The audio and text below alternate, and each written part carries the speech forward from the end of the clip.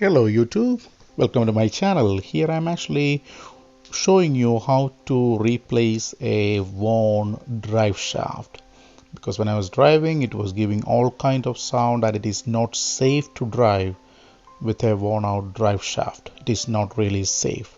So here is a video to show you how to change it. I'm not changing it, some professionals are doing it. I just took the video so that maybe you can do it. It is very easy to do it. Just take a look. Thank you.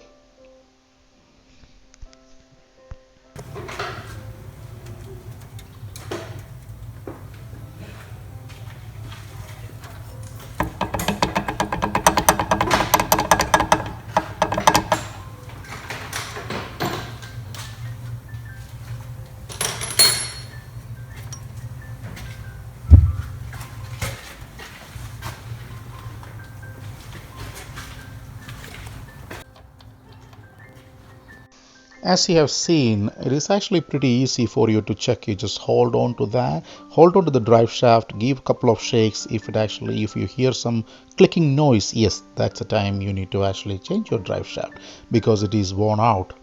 And it might be because of I haven't put grease and things like that. That might be the reason, but the vehicle already clicked about 200,000 kilometers, so why not, let's change it.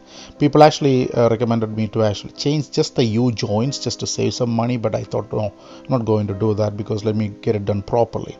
As you can see, it's almost rusted out as well. So when I went to Toyota dealership, they quoted me about 900 bucks or so.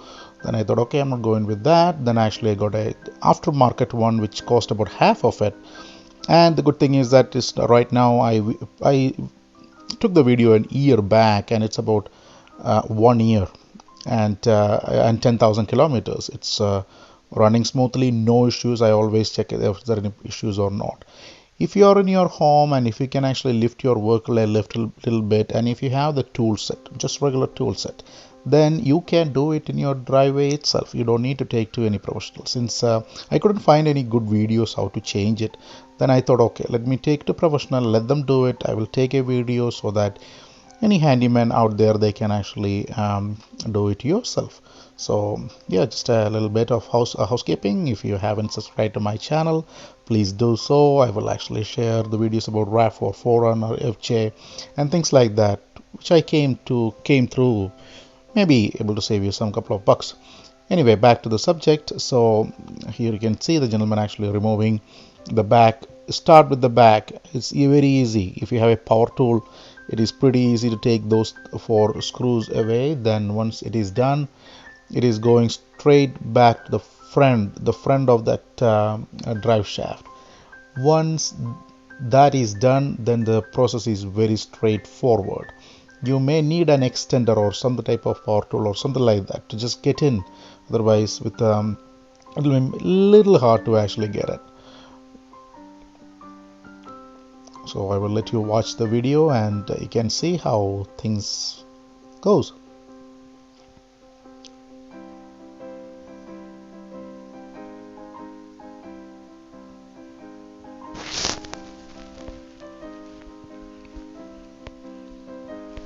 One thing which you can do is actually once in a while just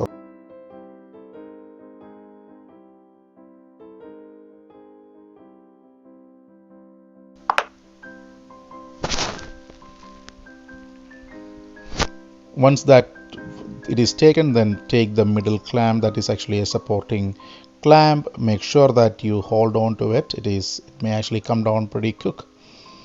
So anyway, if you are replacing it, just pull it off. This is why I told you need little clearance for your vehicle. If you are working on the ground, it has to be lifted a little bit up, then only you can pull it down, otherwise it won't come down. If you have help you out, that'll be great. It's pretty easy job if you know what you're doing. That's an old drive shaft. It's kind of worn out and no, I don't want to use that anymore. And this is a brand new one actually, waiting to be get installed.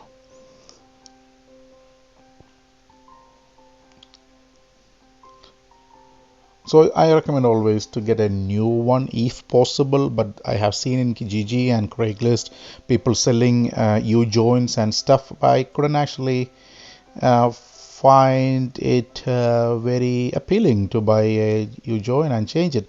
And to change the U-join also, there is some type of work required, and I think it is much easier for you to change the full drive shaft than just changing that U-join, because then you need to take the drive shaft out, put the new U-joint and go from there.